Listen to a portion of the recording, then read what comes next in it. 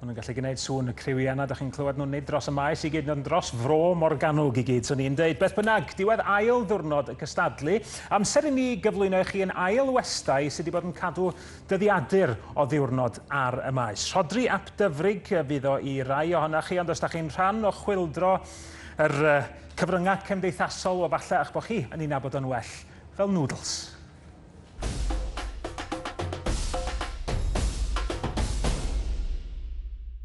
Rhodri ap Dyfrig dwi, a dwi yma heddiw yma gyda Hacio'r Iaith yn y Cefnlen, a da ni yma i roi cymorth cyfryngau digidol i bobl, pwy bynnag sydd eisiau dod i helpu nhw ar eu ffordd ar y we.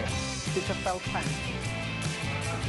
Y prif beth da ni'n trio wneud ydi hyrwyddo defnydd technoleg yn y Gymraeg a trwy'r iaith Gymraeg. A ni wir yn credu bod yna gyfle gyda y we i ddefnyddio, manteisio ar y platforms yma gyd i gyhoeddi ac i gael yr iaith allan yna.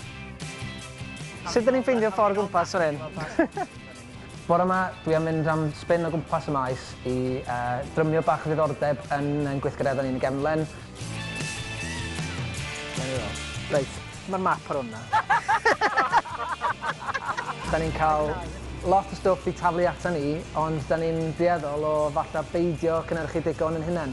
A falle mae hwnna ydy'r mission am yr wythnos, ydy i drio cael pobl i fynd ati i gynhyrchu stwff i hynny, gynhyrchu fideos, creu blogs, trydar, be bynnag ydi o, rili. Da ni yma i drio helpu nhw i wneud hynny, felly, ie, dyna ydy'r pwrpas.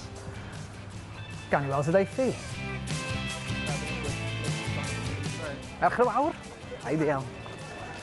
Reit, mae gennau ffafri ofyn i chi, neu rhywbeth fatha her bosib. Cyfle, ie. A da ni eisiau cynnig gwahoddiad i Ferched y Fawr i ddod i ddysgu sut mae blogio, trydar, gynhyrchu fideos, bethau fel hyn. Felly... Mae hwnna'n challenge da, nid? Mae hi di deud bod yn mynd i anfon pobl draw allan ni, felly mae hwnna'n result, dwi'n meddwl.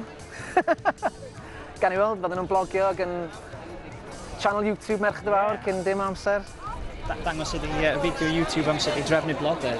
Sa'n ni'n meddwl bod yna alw mawr. Dwi'n meddwl sy'n alw am yna.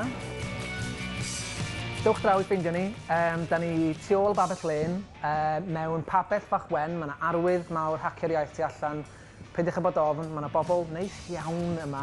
A dewch chi gael sgwrs a phaned. Ni sydd efo'r phaned orau ar y maes.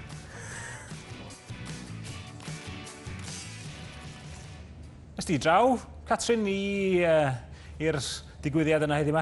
Do, maen nhw'n fysi naw ar y teg, a mae croeso i bawb sy'n braf. Fi ddim yn un o'r bobl sy'n arbenigwraig o gwbl ar y we, ond fi'n gwybod pa mor bwysig o'r gwaith mae'r boes na, a'r merched sy'n na yn neud. Maen nhw o ran annog chi greu cynnwys Cymraeg, ti'n gwybod, a wneud yn siŵr bod gyda ni bresenoldeb a chymuned Gymraeg ar y we. Maen nhw'n holl bwysig dros y blynyddoedd nesaf. Os di hyn yn digwydd, mae'n amen yna ni, Dafydd? Ollol. Mae yna beryg i'n nghenedlaeth i bwpwyo'r holl ddatblygiadau yma fel rhyw ffasiwn dros dro. Ond beth sy'n digwydd yw chwildro mawr yn y ffordd mae bobl yn gyfathrebu gyda'i gilydd. Ac os nad yw'r Gymraeg yn dal i fyny, dwi'n credu bod y Gymraeg yn gwneud hyn yn dda iawn, ond mae'r rhaid yn y byd cerdd. Dyn ni'n gofod newid yr holl ffordd, dyn ni'n gwerthu cerddoriaeth, dyn ni'n cysylltu â phobl.